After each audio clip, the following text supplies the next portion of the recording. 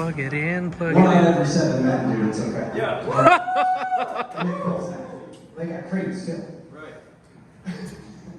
All right, 4th of July. We'll do it again for the sake of posterity. Everybody have a good 4th of July? Yeah. Light some fireworks, do some America shit. Figured I'd start off things patriotic. This week, trying to do some theme writing so maybe I can be funny in specific circumstances instead of just writing dumb shit. Had a very big fireworks show at one of my friends' houses yesterday. And we're doing the big booms and little booms and firecrackers, whatever. We got through the actual fireworks. Everything's mostly done, but we had sky lanterns left over.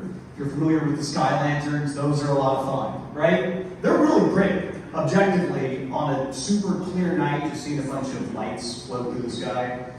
So we hand out the skylights, and everyone individually is lighting theirs, and as they fill up, they're rising into the sky. And it's gorgeous, and it's floating across over the tree line. You can see all these beautiful lights.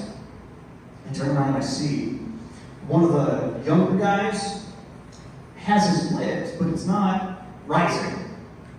Light the bottom, fills with hot air, goes up, floats, right? We look in the side and see that there is a small hole on the side of the sky lantern, and that's the reason why it's not going, right? Because hot air is escaping and there's just not enough. So my friend Matt grabs it, and in trying to fix it, makes the hole worse. So I grab some tape nearby, tape it up best we can, send it off into the sky. It gets about 30 feet into the air and starts falling back to the ground. Lands literally right next to us. And in that moment, we realized that this thing was no longer useful, so we did what we were supposed to do, stomp it out. It's kind of a weird little allegory for life, isn't it? Something that was beautiful, destined for great purpose, has one small problem they try to fix, and ultimately it ends up with them falling to the ground and their lights stomped out by life. So I caught my daughter taking a shit and singing American Beautiful the other day. I don't know if you guys have ever experienced that. A 5-year-old girl sitting in a bathroom through the sounds of pooping pains, squeezing out one of the anthems of your country. Oh, beautiful for spacious skies. Plop. She sings to herself every time she takes a shit. I don't do that. That being said, I've also never been able to catch my wife pooping. I try. That seems like a weird sentence, but she claims she doesn't do it. God damn it, I need some proof.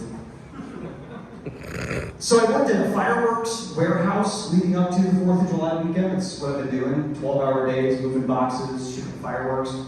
And I think it's about time that we change the names of the fireworks and try and toss some of these super patriotic phrases out the window and take these white Republican fucking conservative motherfuckers and shove their faces in the shit that they've done over the years.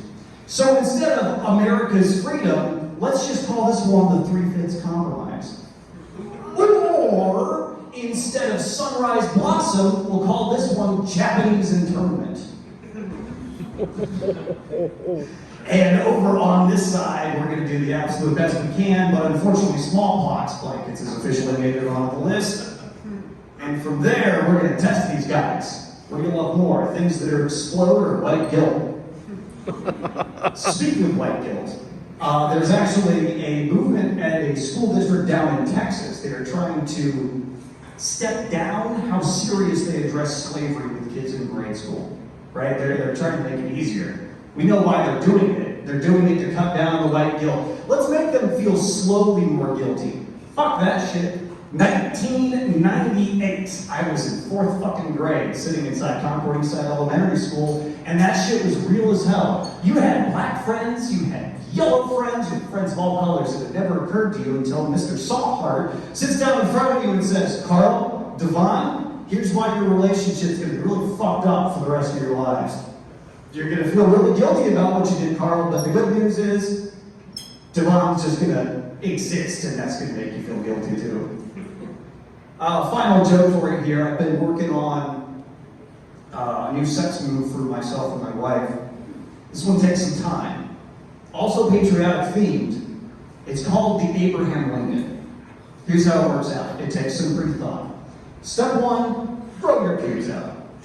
Some of you that's going to take a little bit, but just let it get nice and unkept down there. Once it's finally along in a stage, you leave a little beard at the bottom, and right here on the, what are the pubis mons, I think, you just shave a little top hat right there, and then you just go at it. First rule, though, is that you have to recite the Gettysburg Address while you're doing it. So it's, 407 years ago, our forefathers brought forth on this continent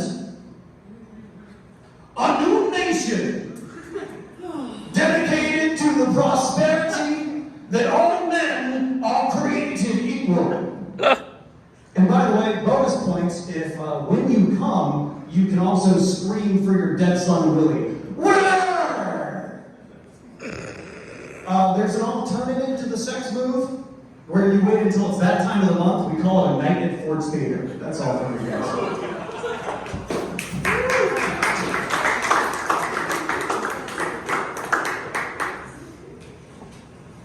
Dang it, that's bad time in my part. Keep going for Carl.